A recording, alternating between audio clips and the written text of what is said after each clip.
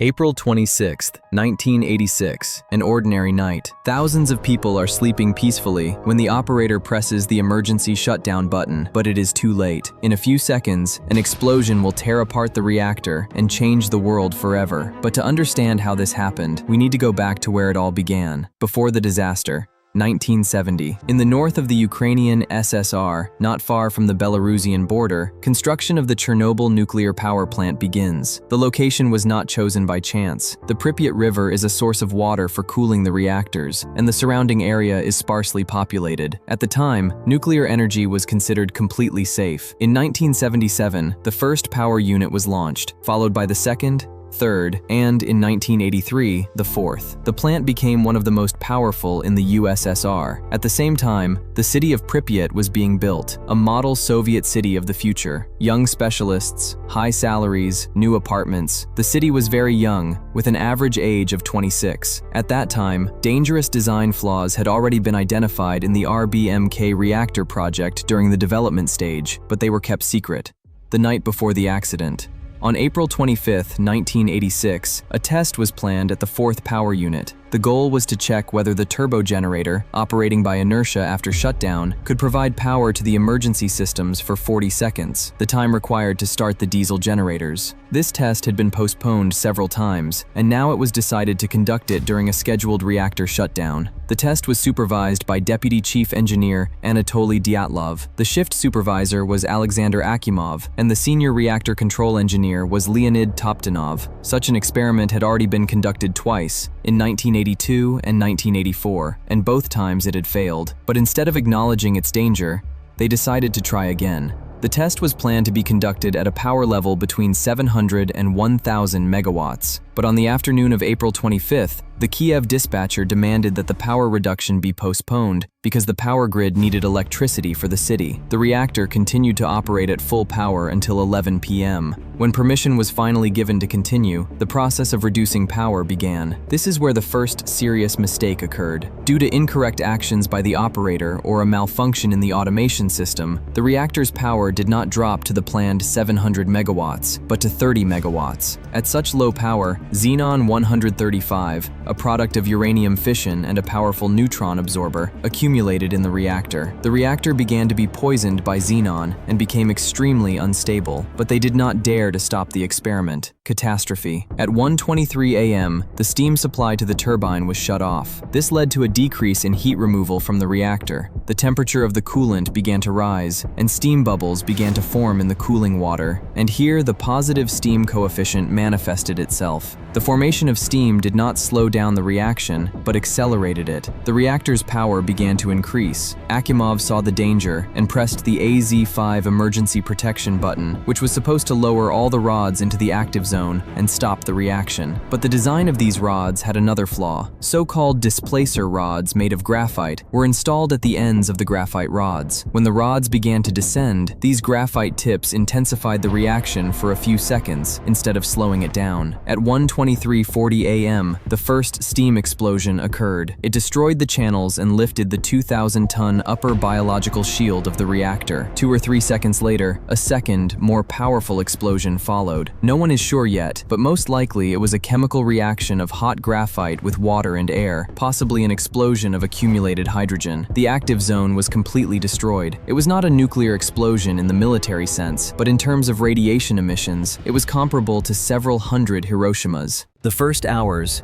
no one understood what had happened. Akimov and Toptunov were sure that the reactor was intact. Dyatlov sent people to inspect the reactor, and they reported that everything was fine, even though radiation levels were off the charts. The dosimeters were off the charts, but their readings were not taken seriously, as it was believed that the devices were faulty. 28 firefighters from Pripyat and Chernobyl extinguished the burning bitumen on the roof of the machine room, unaware that they were working in a stream of intense gamma and neutron radiation. Some of them received doses of 20 to 30 sieverts, when a lethal dose is about 5 sieverts. One of the firefighters later recalled that metal objects in his hands burned like coals, and he had a metallic taste in his mouth, a classic sign of severe radiation exposure. By the morning of April 26th, the first victims began to arrive at the Pripyat hospital. Doctors did not immediately realize that this was radiation sickness. Such a diagnosis was almost never made in peacetime.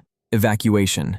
The city of Pripyat was located 3 kilometers from the station. 49,000 people lived there, mainly families of nuclear power plant workers. On the morning of April 26th, people woke up, got ready for work, and took their children to school. Many saw a strange glow over the plant at night, and some went out to watch the fire from the bridge, which would later be called the Bridge of Death because of the high doses of radiation. On April 27th, more than 36 hours after the explosion, the decision to evacuate was made. Loudspeakers announced that the evacuation was temporary for a maximum of 3 days. People were allowed to take only their documents and the bare essentials. More than 1,000 pets were left behind in Pripyat. Special teams were later set up to destroy them due to radioactive contamination. Cleanup.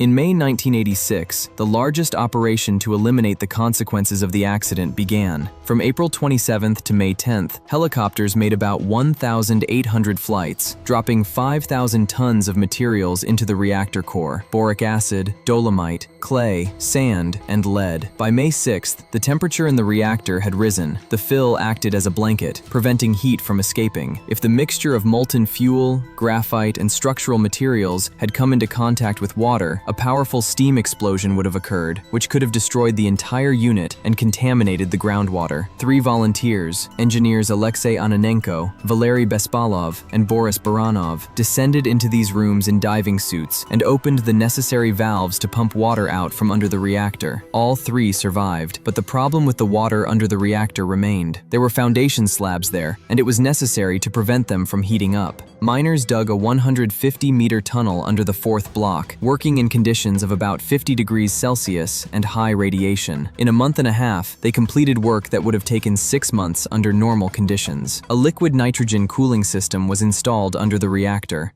After the disaster, the radioactive cloud passed over Ukraine, Belarus, Russia, Scandinavia, and part of Western Europe. It was in Sweden that elevated radiation levels were first recorded outside the USSR. About 12 ex-becquerels of radioactive material entered the atmosphere, which is about 400 times more than during the bombing of Hiroshima. The radioactive cloud initially moved towards Scandinavia, and it was Swedish specialists who recorded a sharp increase in radiation on April 28th and raised the alarm. The sarcophagus, built in 1986, was a temporary structure and began to deteriorate over time. In 2016, a new protective structure was installed over it, the new safe confinement arch, 108 meters high and 257 meters wide. It is designed to last for 100 years and should protect the environment from radiation while work is carried out inside to dismantle the old sarcophagus and remove the fuel. About 600,000 people participated in the cleanup: firefighters, military personnel, miners, builders, scientists, and doctors. They are called liquidators. It was an unprecedented feat. Many of them consciously took the risk, understanding the danger. 28 people died directly from acute radiation sickness in the first few months, mainly firefighters and power plant operators. Another 19 people died in subsequent years, but the link between their deaths and radiation exposure is not always clear. The end. The Chernobyl disaster changed nuclear energy forever. Safety standards were revised, and international information exchange was strengthened. RBMK reactors were modernized, correcting major design flaws. The World Association of Nuclear Operators was established to coordinate safety issues. Many documents were declassified only decades later, and many victims were never officially recognized.